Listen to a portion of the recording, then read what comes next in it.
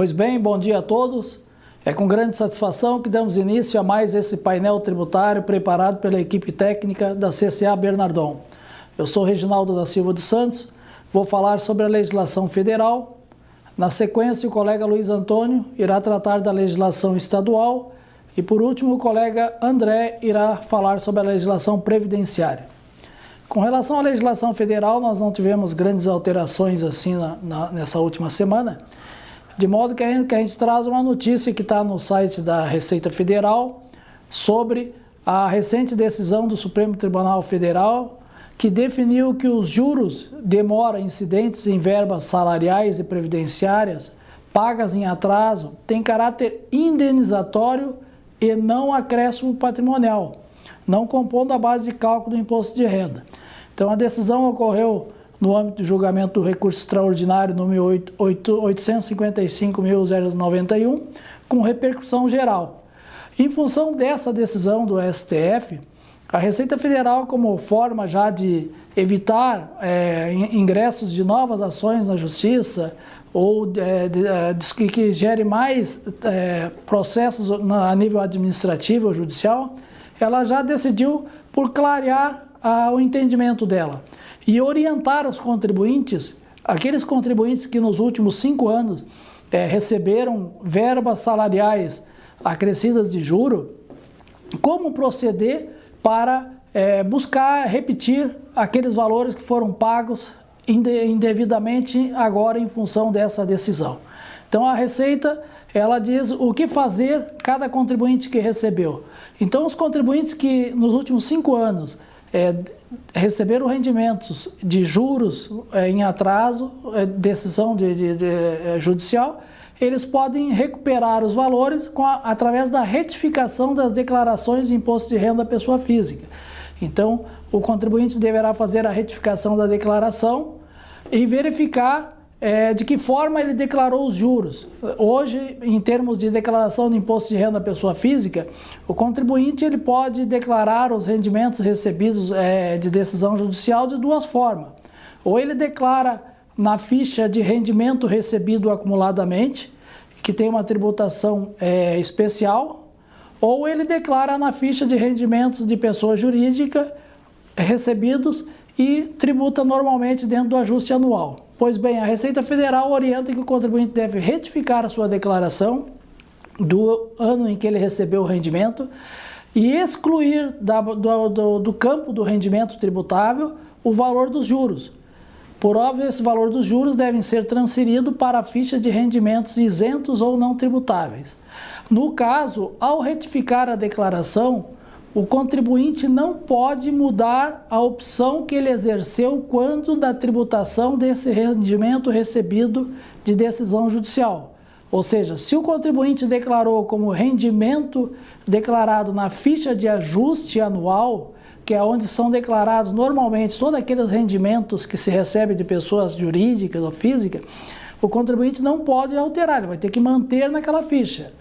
Se o contribuinte declarou na ficha de rendimentos recebidos acumuladamente, também ele não vai poder alterar essa opção. Ao fazer a exclusão dos juros da ficha onde ele declarou, transferindo esses juros para a ficha de rendimento isento, o contribuinte vai proceder o recálculo do imposto de renda devido. E esse valor do imposto de renda devido vai ter dois reflexos. Ou ele vai alterar o rendimento, o imposto de renda pago, vai reduzir o imposto de renda pago para fins de repetição do que foi pago a maior, ou ele vai aumentar o valor do imposto de renda a restituir.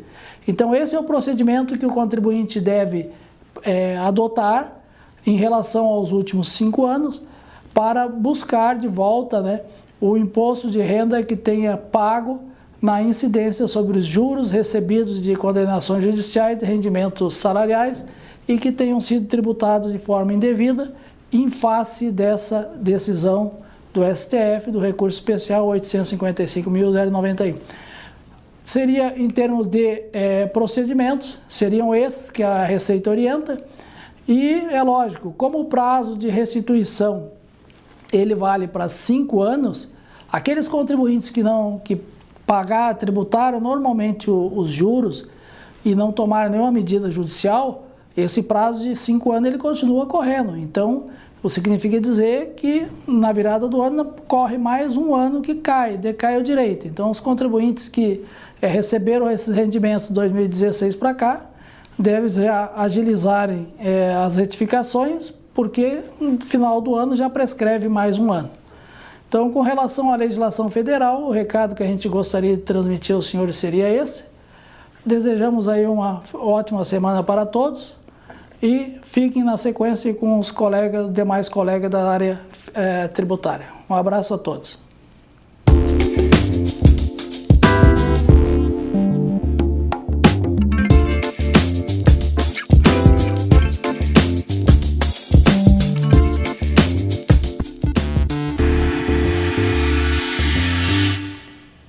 Bom dia a todos. Então, dando continuidade ao painel tributário da CCA, vamos tratar agora de algumas alterações ocorridas na legislação estadual vinculada ao ICMS do Estado do Rio Grande do Sul, que foram divulgadas na semana passada.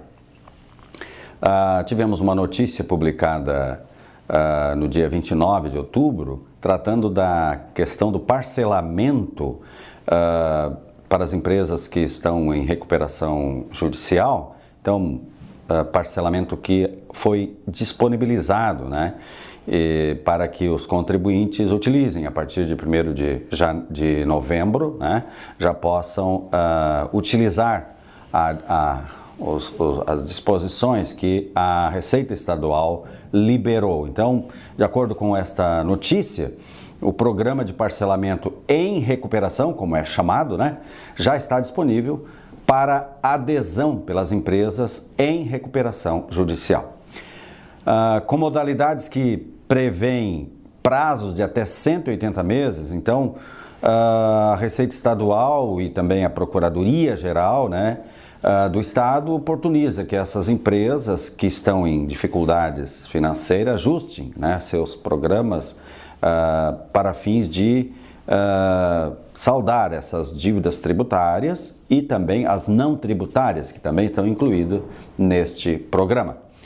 A regulamentação do programa consta da instrução normativa que foi publicada também esta semana, no dia 26, a instrução normativa RE número 86, publicada então agora, né, no mês de outubro.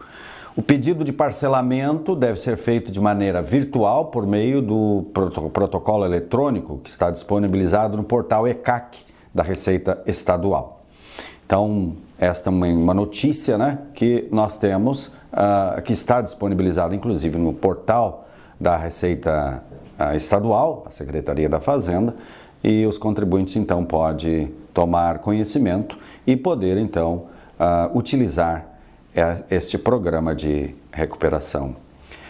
Tivemos também uma alteração na Lei Complementar número 160, aquela que procurou dar uma solução para o problema da guerra fiscal, né? A Lei Complementar número 186, publicada no dia 28 agora, ela alterou então a 160, publicada lá no ano de 2017, para permitir a prorrogação por até 15 anos das isenções, dos incentivos e dos benefícios fiscais ou financeiros fiscais vinculados ao ICMS.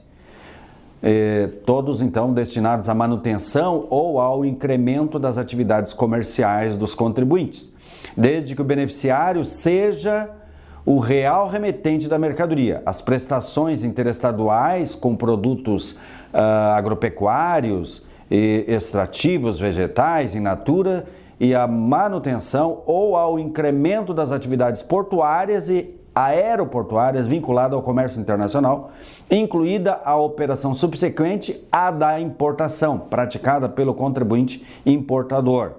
Então, é bem abrangente essa alteração e ela, então, permite a prorrogação por mais 15 anos destes incentivos que tratou a Lei Complementar 160 lá no ano de 2017. Depois, nós tivemos a publicação de um decreto, o decreto 56.150, no dia 26 de outubro. Ele trata do ajuste do ICMS substituição tributária. A a ampliação, ou, enfim, né, da continuidade, né, do ROT, né, que é esse sistema em que o contribuinte que adquire mercadorias sujeitas à substituição tributária e vende a consumidor final, ele está obrigado, né, a realizar o ajuste da substituição tributária em função daquela decisão lá de 2016, decisão do Supremo Tribunal Federal, e o Estado então possibilita, né, que o contribuinte opte, né? Então seria um sistema optativo, né, do ajuste, né, que simplesmente continuaria sendo, né, como uma substituição tributária definitiva, né? Então regime optativo de tributação da substituição tributária. Então amplia o período, né, desde nós temos aqui até 31 de dezembro de 2022, nós temos dezembro de 2021, nós temos o ROT atual, né? Mas ele amplia até 31 de dezembro de 2022, tá? Então, fica então ampliado este período de fruição ou utilização, né, deste regime optativo de tributação da substituição tributária. Também posterga para 1º de janeiro de 2023 a data do início da obrigatoriedade de realização do ajuste da substituição tributária para empresas cuja receita bruta acumulada nos exercícios 2018, 2019, 2020 e 2021 tenha sido igual ou inferior a R$3.600.000, aquele mesmo limite, né, do Simples Nacional. E altera também, de 1º de janeiro de 2022 para 1º de janeiro de 2023, a data do início da responsabilidade por substituição tributária dos distribuidores de combustíveis nas saídas internas de gasolina, exceto a premium, destinadas a contribuintes varejistas de combustíveis. Então, fica alterado este prazo, né, de responsabilidade, do início de responsabilidade para os postos de gasolina, como comumente nós chamamos, tá? Depois nós tivemos o decreto 56.151, tratando do diferimento na importação de canola. Então, no período então de 15 de dezembro de 2021 a 31 de maio de 2022, fica reativado o diferimento do pagamento do ICMS na importação de canola em grão destinada à industrialização por estabelecimento importador situado no estado do Rio Grande do Sul. Também o decreto 56.152, tratando de fármacos e medicamentos, quanto à isenção do ICMS, ele acrescenta então produtos na lista desses produtos, tá, com a isenção do ICMS quando destinado a órgãos da administração pública. Então, mais alguns produtos sendo incluídos na lista destes que estão com o benefício da isenção. Então eram essas as informações da área fiscal vinculadas ao ICMS do Estado do Rio Grande do Sul que gostaríamos de transmitir nesta oportunidade. Desejamos um bom dia e uma ótima semana a todos. Muito obrigado pela sua atenção e até o próximo painel tributário da CCA.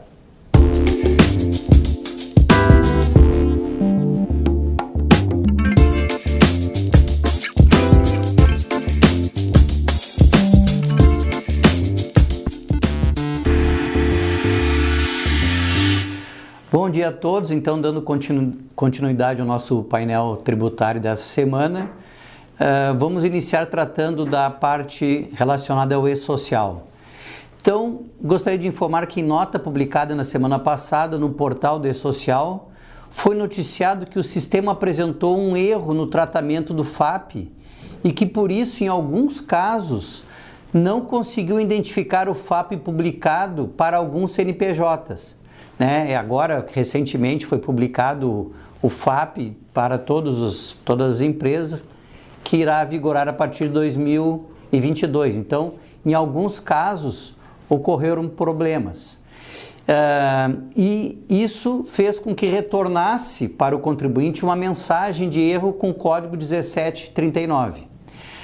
Até que o erro seja corrigido, a orientação é para que os contribuintes enviem o S-1005 com o valor do FAP informado para esse estabelecimento.